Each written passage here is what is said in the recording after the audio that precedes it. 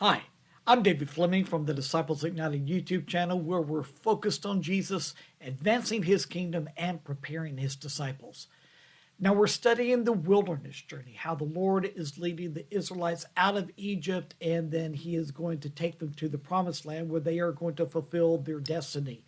However, before the Lord can take them to the promised land, he's got to prepare them, and that mostly takes place in the wilderness. Now, in yesterday's video, we studied about how the Israelites had been at Mount Sinai for a little over a year, and a lot of things took place at Mount Sinai, but all of a sudden, the glory cloud of the Lord lifts and begins to move. Let me read to you what Numbers chapter 10 tells us about this. So they set out from the mountain of the Lord and traveled for 3 days.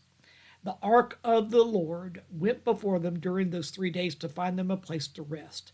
The cloud of the Lord was over them by day when they set out from the camp.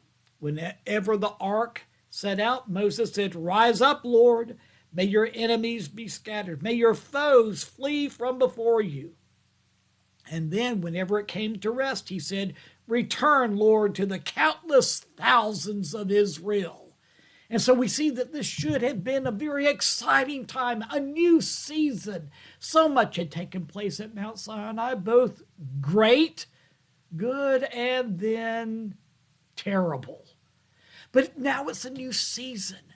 The glory cloud has lifted, and that gives the Israelites the sign that it's time to move. And that meant a new day. New things are going to take place. So this really should have been a time of rejoicing, of celebration that God is taking them on. He's going to take them through the wilderness into the promised land. And so, as I said, this should have been a time of great celebration. Was it? Well, as we find, instead of a time of celebration, the Israelites just went right back to their old ways of dealing with things, and they began to complain and grumble at the first sign of trouble. Now, after all that the Lord had done for them, they should have been transformed by now. I mean, he had revealed himself as their healer, their redeemer, their life, their identity. He had built a relationship with the Israelites. There was nothing to complain about, but yet they did. We read in Numbers chapter 11, now verse 1, "Now the people complained about their hardships in the hearing of the Lord." We have so much to learn from the events that took place in the Israelites' life in the wilderness.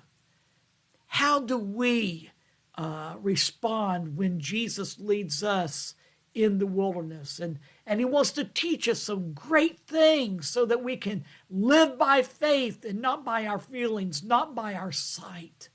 But we put our trust, we put our faith in Jesus. How do we respond? Are we like the Israelites who complained when times were difficult? Are we going to celebrate who we are in Jesus, that he is our shepherd, he is leading us and guiding us, he's our redeemer? Well, we have a choice, just like the Israelites did. We can either put our faith in Jesus, trust him, that he's going to work all things together for good to them that love God and are called according to his purpose, or we can complain. The choice is up to us.